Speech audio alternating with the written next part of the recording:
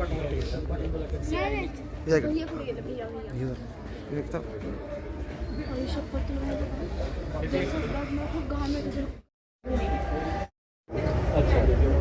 आवडलं का?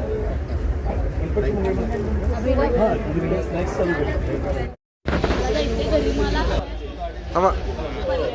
काय सांगाल आज विक्रमी मताने तुमचा विजय झालेला आहे. सातारकरांनी भरभरून मतदान दिलेलं आहे तुम्हाला, याबद्दल काय सांगाल तुम्ही? शिवेंद्रराजे आणि उदयनराजे यांनी मला भाजपच्या माध्यमातून जी उमेदवारी नगराध्यक्ष पदाची दिली होती ती लोकांनी जो प्रतिसाद त्याला दिला ते बघून मी त्याचा खरंच ऋणी राहील आणि त्याप्रमाणे जेवढं त्यांनी मला मतं दिलीत त्याच्यापेक्षा 10 पट अधिक काम करून दाखवीन. ती सुद्धा माझी जबाबदारी आता वाटली की लोकांचं एवढे जे मतदान झाले हे पाहून. विकासाचं काय तुमचा आता अजेंडा असणार आहे? विकासाचं पहिलं तर आरोग्याचा विषय आहे.